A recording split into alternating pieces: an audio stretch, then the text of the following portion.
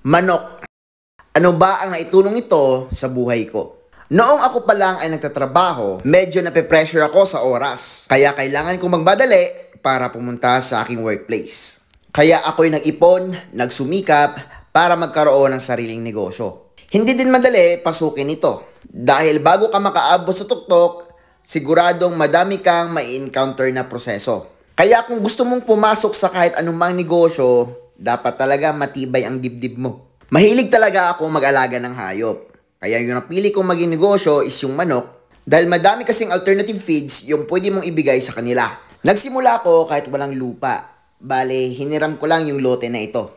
Galing kasi ako sa broken family at yung inipon ko nung seaman pa ako, naubos lahat yon. Yung lifestyle ko kasi dati, bili ng mga damit, sapatos, gala. After few years, yung mga branded na damit, naging basahan na. Tapos yung mga gala ko, inuman, naging memories na lang. At hindi ko makakain yung memories. Crack corn lang at damo yung pinapakain ko sa mga manok ko dati. Nung dumami sila, medyo magastos na rin. Pero naniniwala ako na aasenso ako dito sa pagmamanok. Pero yung mga pamilya ko, wala talagang naniniwala. Ayoko na rin sumabay sa mga barkada ko dahil wala na akong pera. May tinatago pa akong 2,000 pesos that time. At dahil wala na akong trabaho dahil sa pandemic, nag-start ako ng another source of income para mapakain itong aking mga alagang manok. At nagpatayo ako ng sarili kong delivery services. Ako lang ang rider dito.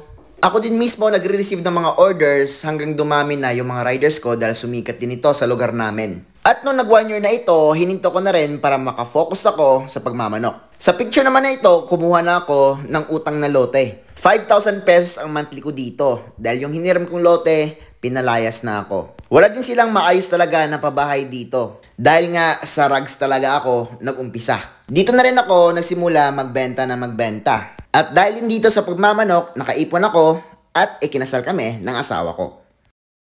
At dito ko na rin nalaman sa kasal namin na yung stepfather ko pala ay may lupa. At ito ngayon si Papang. Andito na ako sa kanyang lupa at nagre-renta ako dito. Itinuri akong sariling anak ni Papang. Kaya itinuri ko rin siyang sarili kong ama. Yung totoo ko kasing papa, may sarili ng pamilya at hindi ko malalapitan. Ayoko rin tawaging stepfather itong stepfather ko. Pangit kasing pakinggan. Papang. Yung tinatawag ko sa kanya. Meron siyang area dito na 2,100 square meters. At dito ako mas nakilala sa bago naming manukan.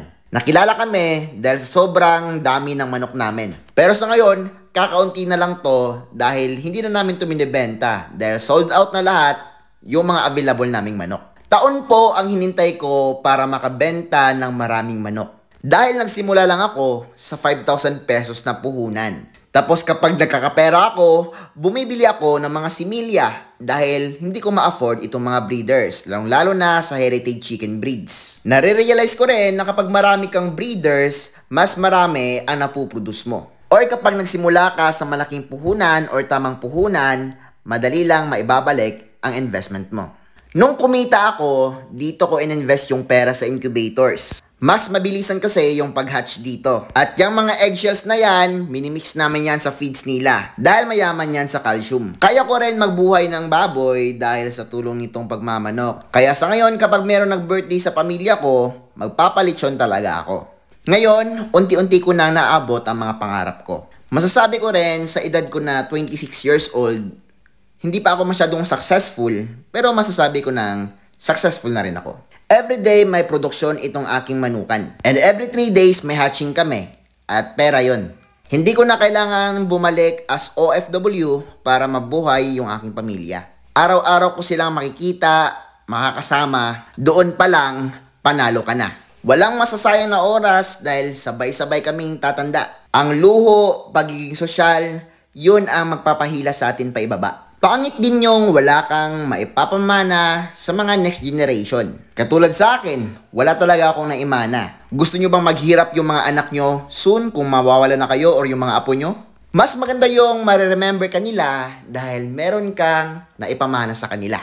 Kaya yung lahat ng sakit, lahat ng pagkukulang na galing sa pamilya ko, binubuo ko ngayon sa aking binubuong pamilya. Kaya ikaw, kung bago ka pa lang dito sa pagmamanok, tapos nahirapan ka na, nag-quit ka, hindi ka talaga aasenso. Never kasi ako sumuko dito sa aking negosyo. At never ko susukuan ito. Sa ngayon din, wala nang stress at hawak ko yung sarili kong oras. Walang toxic dito. Dahil ako, ayoko ng toxic. Gusto ko yung chill lang habang kumikita. Ngayon, nag-invest na rin ako sa mga lupa. Ikaw, anong kwento ng negosyo mo? Or kung wala pa, gusto mo bang sumulat ng sarili mong storya? Kaya kung ako sa'yo, magsimula ka na.